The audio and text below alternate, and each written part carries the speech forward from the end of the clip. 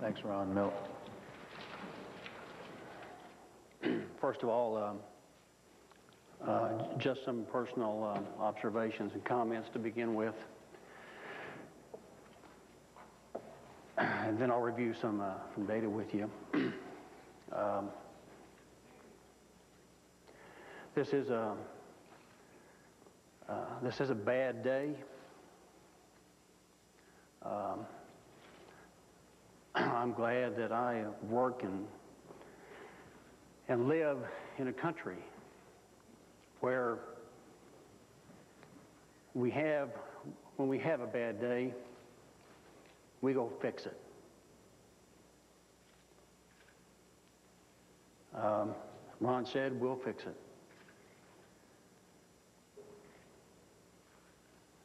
I can talk to you some about what went on in the flight control room with the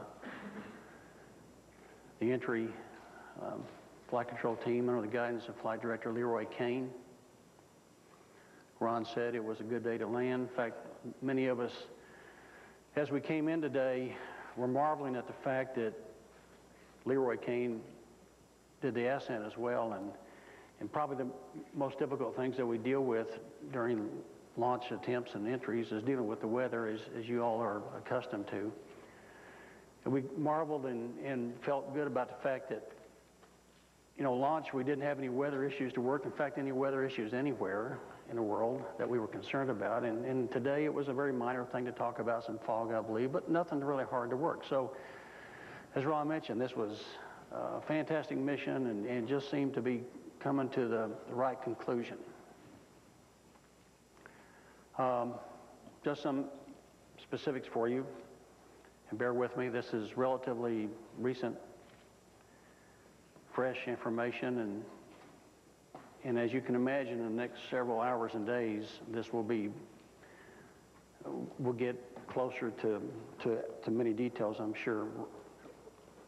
Around 7:53 a.m. Central Time, as Ron mentioned, we saw indication of off-scale low temperature measurements on the left, the inboard and outboard hydraulic systems, and this was loss of the temperature measurement. It wasn't any indication that it was high or low. We just lost it.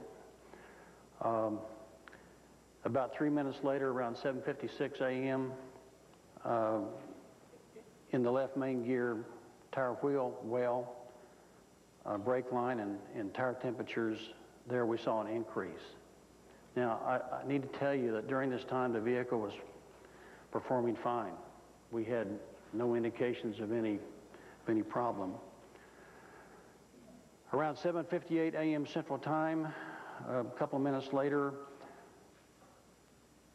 we have what we call bond line temperatures. These are temperature sensors that are embedded in the structure of the vehicle. We have them all over the orbiter. 3 of these temperatures on the left side of the vehicle, the left wing area. The off-scale low reading again. This was not high indication, low indication, but we lost the measurements.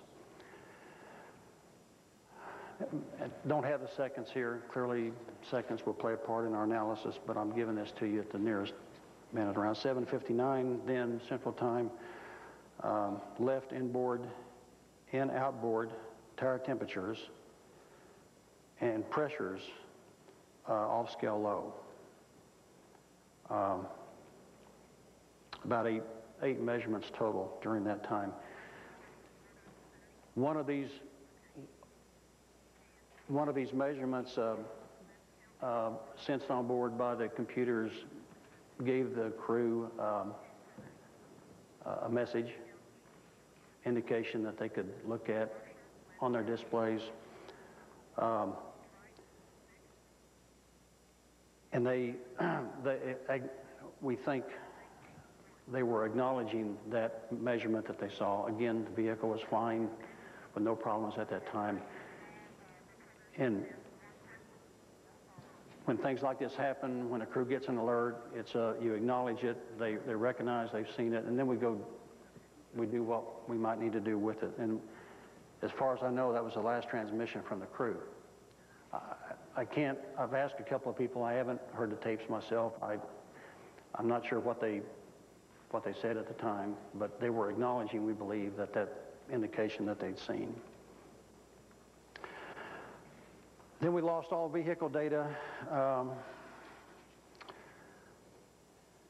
It looks like it was around, and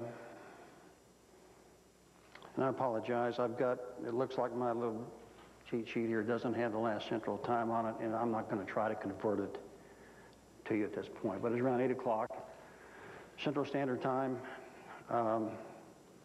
Altitude was 207,135 feet, and traveling at a Mach of about 18.3. And the flight control team, during this time, again, we lost the data, and that's when we clearly begin to know that we had a bad day. That's all I've got. Okay, thanks. As you can imagine, we have a lot of centers around the agency that are involved today, so we're going to try to limit the questions to one and try to get through as many as we can. I need you guys to do me a favor, and when you raise your hand, wait for a microphone, and please give your name and affiliation first. And we're going to start here in Houston and then go around to the other NASA centers. So let me see a show of hands, and we'll try to get somebody to you. Let's just start right here along the front row and work this way. Hi, Melissa Jacobs with the Fox News Network. Where will the debris be taken? We haven't yet identified a central location.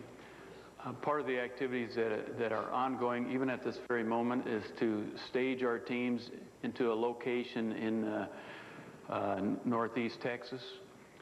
We are still identifying the locations for our teams to meet and gather and start this process of recovering debris.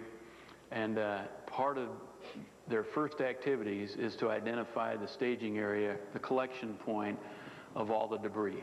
So that's some work that's going to be done later on today. The teams are, let's see, they're not quite in the air.